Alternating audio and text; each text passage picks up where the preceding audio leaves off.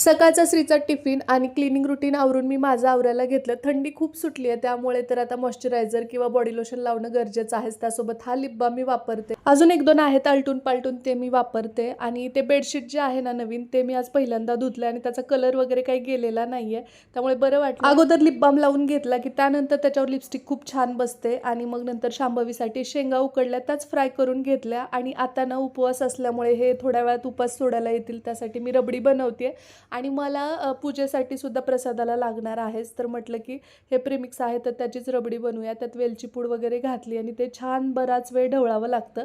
आणि याच्यामध्ये साखर अगोदरचीच असल्यामुळे मग नंतर ड्रायफ्रुट्स टाकले. येताना हे पूजेचं साहित्य घेऊन आले होते, त्यांना जेवायला वाढलं. आज दत्त जयंती असल्यामुळे येताना ते प्रसादाला हे घेऊन आलेत. तर मग आता मंदिरात जायचं म्हणून शांभवीला आंघोळ घातली, जरा उशिराच घातली कारण थंडी खूप आहे. तिला छान फ्रेश केलं आणि पूजेचं साहित्य मी काढते, तोपर्यंत ती आजीला बाय बाय बोलत होती.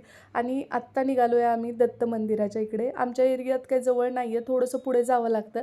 सुंदर असं मंदिर आहे आणि इथं आल्यानंतर इतकं प्रसन्न वाटत होतं. या मंदिरात पाय ठेवल्याबरोबर मला मुरुडच्या दत्त मंदिराची आठवण झाली, कारण तिथे माझं D.Ed झालेलं आहे आणि आमच्या गावाच्या अगदी जवळ असल्यामुळे ना, म्हणजे तिथे इतकी मोठी यात्रा भरते आणि सगळे आसपासचे पंचक्रोशीतले तिथे जातात. त्यानंतर प्रदक्षिणा घेऊन आम्ही इथे थोडा वेळ बसलोत, कारण का मंदिराच्या तिथे जरा वेळ बसल्यास खरंच खूप मनशांती लाभते. तुमचा अनुभव काय सांगा. सायंकाळच्या पूजेसाठी मला 5 फळझाडांच्या पत्री लागणार होत्या, त्या घेतल्या आणि जवळच्याच मार्टमध्ये मग आम्ही पूजेचं थोडंसं साहित्य घेतलं. आणि कापूर संपला होता तर शांभवीने तो हातात कसा पकडलाय बघा.